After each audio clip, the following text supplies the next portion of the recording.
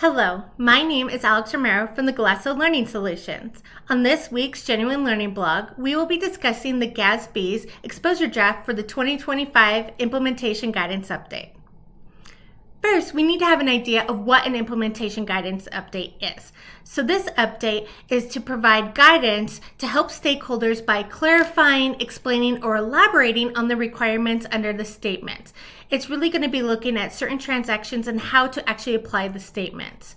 These questions and answers are going to be Category B guidance in the hierarchy of GAP. The exposure draft was issued in mid-November with comments being due January 24, 2025. This implementation guidance contains questions and answers that GASB stakeholders have inquired about or issues that have been experienced while they've been implementing those new GASB pronouncements. We also see GASB adding questions and answers about new pronouncements where they think there might need to be some further clarification. We also see amendments that provide further guidance to previously issued GASB pronouncements.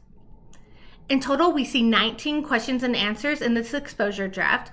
I'm not going to go through each of them, but I will go through the categories and list how many questions are in each of those categories. So our first one here is cash flow reporting. We have one question that's around the operating income not being presented in operating activities in the statement of cash flows.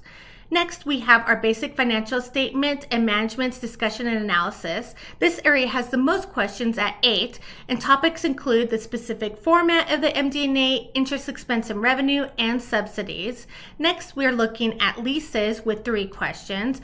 Those are our third party issuing conduit debt, remeasurement of a lease liability due to a lease modification, and also looking at the lease term of a vehicle under 2 different scenarios.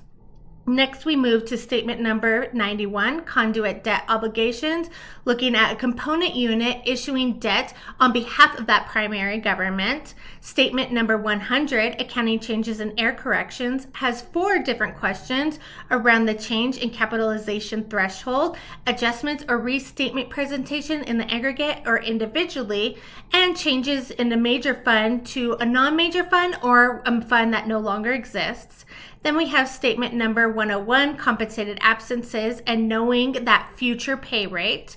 And lastly, we have statement number 103, where we have one question, and it's around the component unit implementing statement number 103, financial reporting model improvements at the same time as the primary government.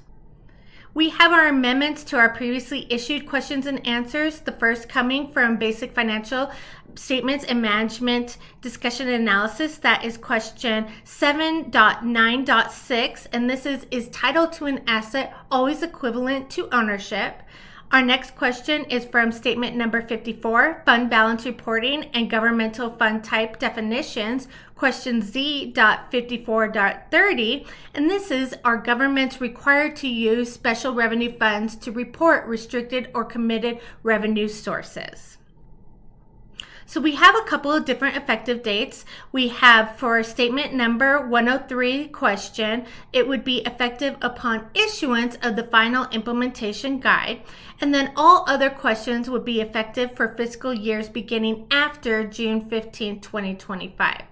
We also have some differences on the application, whether it be prospective or retroactive. So we have prospective application for questions under that statement number 100, accounting changes and error corrections, so those 4 questions. Then we have retrospective application for all other questions except for what we addressed above as statement number 103, that financial reporting model improvements.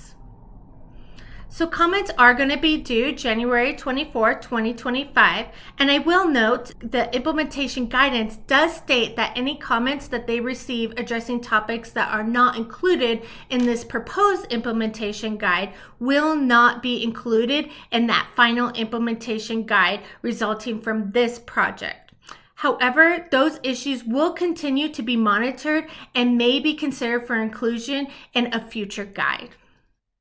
If you want to read the full exposure draft, you can access it on GASB's website or by following the link in the comments below. Thank you so much for joining me today as we examine and explore the GASB's exposure draft for the 2025 Implementation Guidance Update.